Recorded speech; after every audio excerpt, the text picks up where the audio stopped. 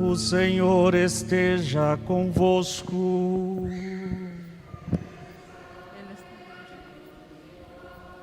Proclamação do Evangelho de Jesus Cristo segundo João.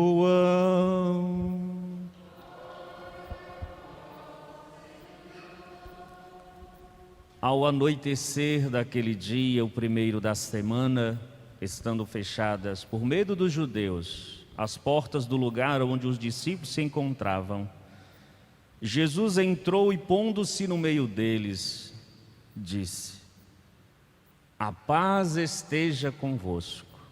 Depois dessas palavras, mostrou-lhes as mãos e o lado. Então os discípulos se alegraram por verem o Senhor. Novamente Jesus disse: "A paz esteja convosco. Como o Pai me enviou, também eu vos envio." E depois de ter dito isso, soprou sobre eles e disse: "Recebei o Espírito Santo. A quem perdoardes os pecados, eles lhes serão perdoados. A quem não os perdoardes, eles lhes serão retidos." Palavra da salvação. Glória a vós, Senhor.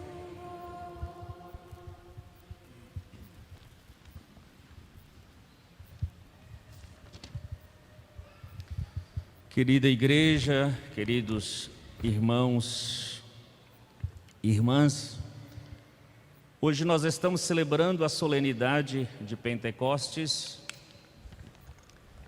celebração esta que marca a conclusão do tempo tão bonito que temos vivenciado, que é o tempo pascal.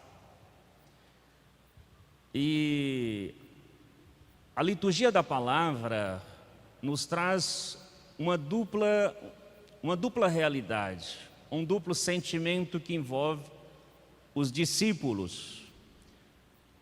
Este evangelho que nós hoje escutamos é o evangelho que escutamos no início do tempo pascal. Logo após a morte de Jesus, os discípulos se encontram com muito medo, os discípulos se encontram com muitas inseguranças, dúvidas, questionamentos. Então, a realidade é, eles se encontram com as portas fechadas, com medo de um porvir, e esse porvir tivesse como consequência a morte de cada um. Então, a primeira realidade é esta. E vamos compreendendo que os discípulos, eles vão gradativamente saindo desta realidade de medo, à medida que vai reconhecendo, através de sinais, através de gestos, que Jesus ressuscitou. E eles vão percebendo que Jesus ressuscitou exatamente por aquilo que Jesus lhes oferece: a sua presença, a sua paz, a paz que traz tranquilidade, a paz que traz harmonia, a exemplo, da ação do Espírito Santo. E deixe tomar consciência da ressurreição, eles vão tomando consciência também de que Cristo permanece presente na igreja, Cristo permanece presente em suas vidas. E Cristo nos ama tanto que Ele cumpre com a sua promessa: "Eis que não deixarei vocês órfãos, enviarei o Paráclito, o Defensor, que há de recordar tudo o que eu fiz, que há de recordar o meu amor, há de recordar os passos que realizei, o testemunho que dei diante das várias circunstâncias." E nós vamos perceber que esta solenidade é a conclusão, ou é a composição, vamos dizer assim, da Santíssima Trindade, do nosso Deus. Nós que acreditamos num Deus que é Pai, Filho e Espírito Santo. E hoje celebramos a descida do Espírito Santo sobre a comunidade dos discípulos, sobre a igreja.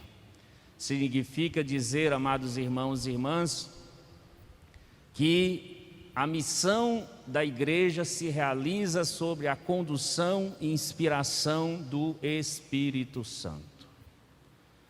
Para que a igreja possa, no mundo, ser um sinal de libertação, ser um sinal de salvação para cada irmão, ela precisa acolher o Espírito Santo que o Pai e o Filho nos oferecem nesta data, nos oferece nesse dia.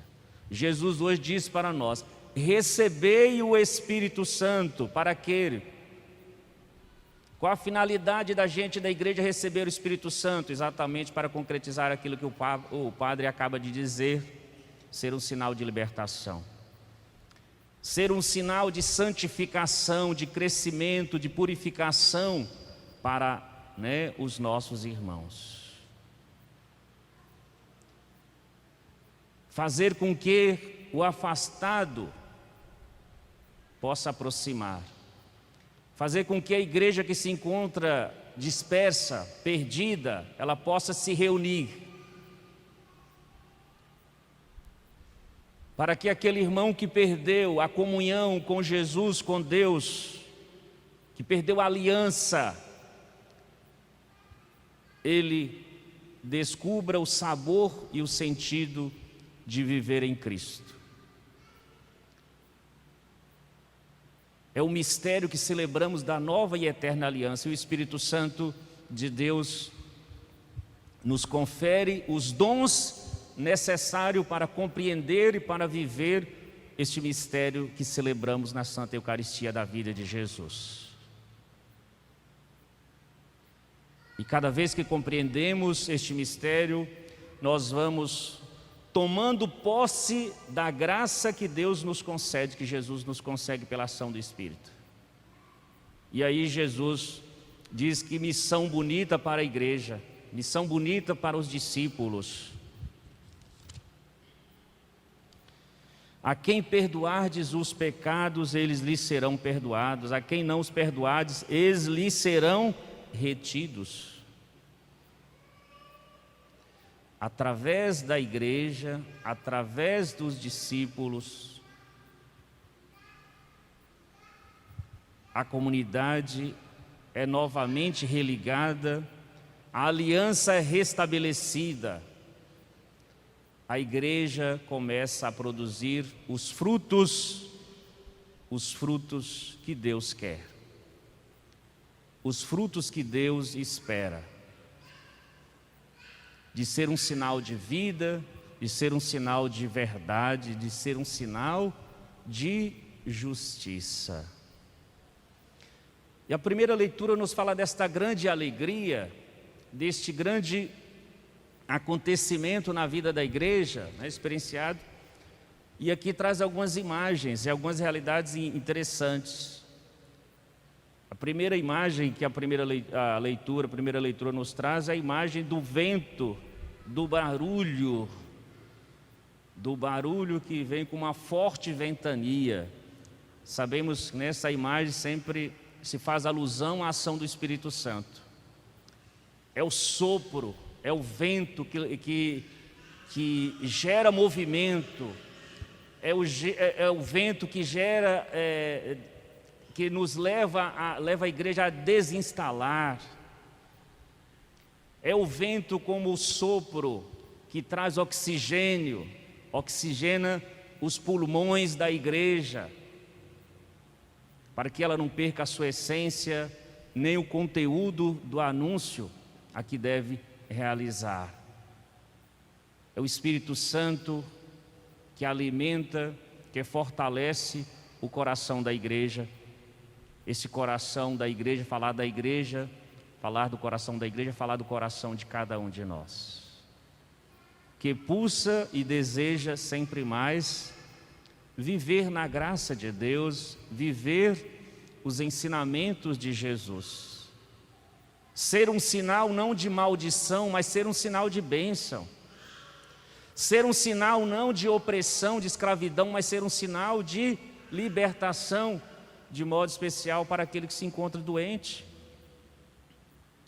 para aquele que se encontra tomado pela realidade do mal. E aqui o mal na sua amplitude, né? O mal que nos impede de viver com esperança, de viver com alegria, de viver com entusiasmo, de doar de nós ao irmão, ao outro. E outra imagem que nos traz é a imagem do fogo, que veio como línguas de fogo. O fogo também é sempre uma imagem que nos remete à ação do Espírito Santo, ao Espírito Santo. É o fogo que purifica, o fogo que aquece. Às vezes, né, pensa assim que a igreja, que os cristãos estão tão frios, que os cristãos deixaram-se infectar ou contaminar por esta realidade do mundo, relativismo, se relativiza a verdade, se relativiza tudo e começa a viver o pecado. Então o Espírito Santo também vem como este fogo abrasador que purifica, que deixa aquilo que é essencial, queima tudo aquilo que é supérfluo, permanece aquilo que é essencial, aquilo que é duradouro. E o que é duradouro, amados irmãos e irmãs, é o que é de Deus. O que é de Deus. Os valores eternos. Deixa em nós os valores eternos. Muda-se o tempo, mas não muda a maneira de Deus ser em nós. Muda-se o tempo, mas não muda a nossa maneira de nós sermos em Deus. E isso é bonito, e isso é graça à ação do Espírito Santo. E um outro elemento importante dessa celebração é, quando essas línguas como de fogo pararam sobre a vida dos discípulos, eles se encheram do Espírito Santo.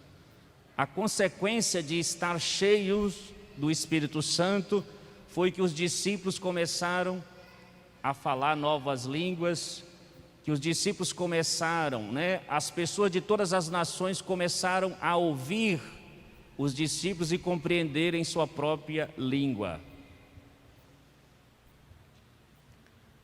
Falar em línguas não era um falar em línguas, não é um orar em línguas aqui, descrição desta leitura. Às vezes nós rezamos em línguas, e a oração em línguas ela tem o seu sentido, tem o seu valor, talvez mais individual do que comunitário. Orar em língua, às vezes se ora em línguas, dificilmente a outra pessoa compreende. Você transmite uma mensagem que seja compreensível para aquele que está do lado. Você que está rezando compreende o que é que você está rezando. Mas aqui o Espírito Santo está inspirando os discípulos que aquilo que eles estão anunciando está sendo compreendido por todos. Está falando numa linguagem de uma forma que todos possam compreender.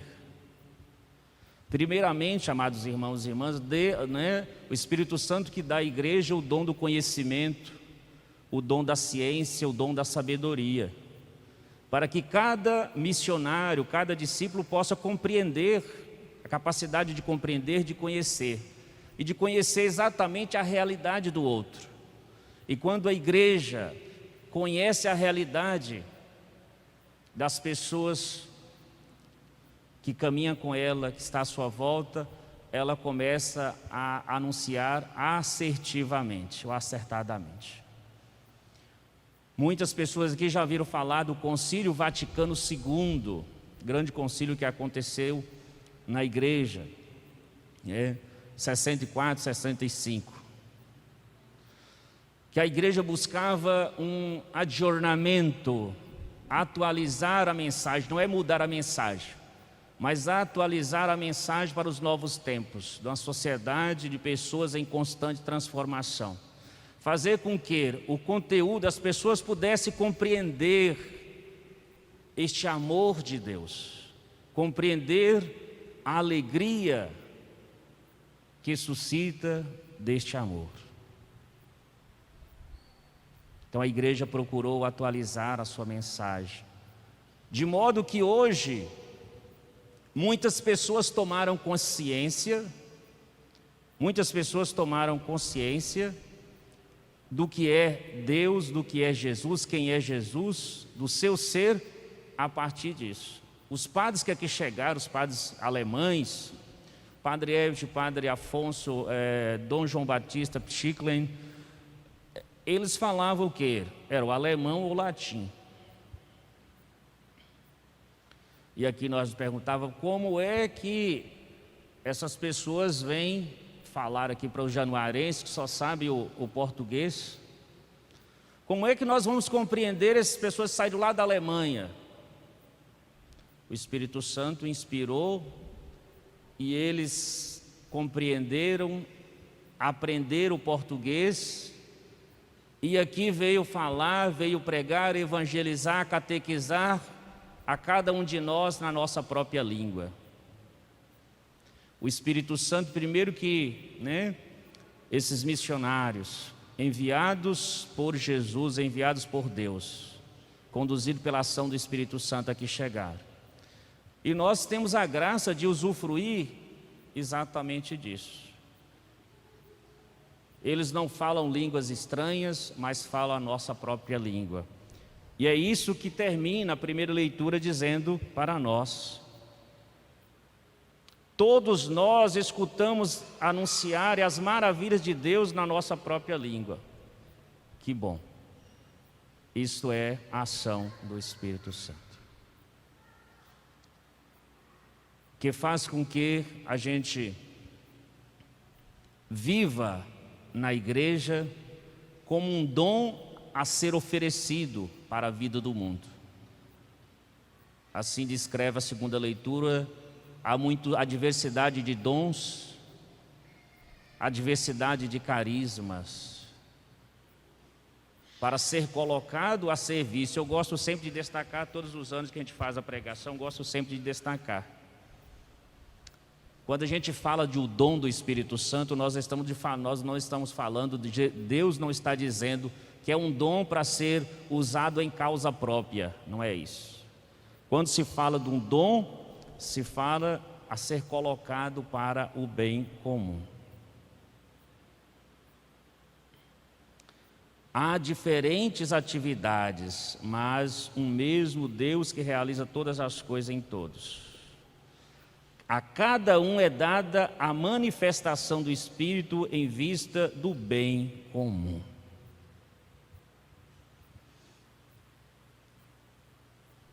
A todos é dada a manifestação do Espírito Santo em vista do bem comum. Guardar isso, nós vamos, amados irmãos e irmãs, não vamos mais viver na igreja, não vamos mais estar no mundo de maneira passiva, mas de maneira muito oblativa, de produzir frutos, de partilhar dos dons que nós temos, de ser missionário, de levar esta palavra de Deus aonde as pessoas ainda não a conhecem. Assim como esses grandes missionários que vieram de outras terras para aqui, aprendendo a nos comunicar, a comunicar a palavra de Deus no nosso próprio idioma. Talvez para nós não precisamos pensar que vamos sair daqui para ser missionário em outras terras estrangeiras, mas podemos pensar que tem muitos irmãos e irmãs que moram dentro da nossa própria casa, que ainda não compreende a palavra, que ainda não ama a Deus, que ainda não se sente chamado ou amado. Talvez muitos de nós não somos estrangeiros, mas falamos como gregos, Talvez perguntar, tem grego aqui? Fala, moço, você está falando grego, está falando uma linguagem que eu não conheço, que eu não compreendo. Então o Espírito Santo é para suscitar em nós essa capacidade de falar uma linguagem que possa ser acolhido, ser compreendida, ser uma bênção para aquele que está talvez do nosso lado. Se aquele não está ainda vivendo aquilo que Jesus nos oferece, talvez seja porque ainda não compreendeu. Quando a gente compreende, a gente acolhe. Quando a gente acolhe, a gente faz frutificar. Então, nessa Santa Eucaristia de Pentecostes, concluindo esse tempo da Páscoa, peçamos a Deus, os dons do Espírito Santo, os dons do entendimento, do conhecimento, da sabedoria, para que possamos ser um sinal de bênção, ser o sacramento na vida do outro, este sacramento de Cristo, que é a igreja, essa igreja composta de cada batizado. Amém.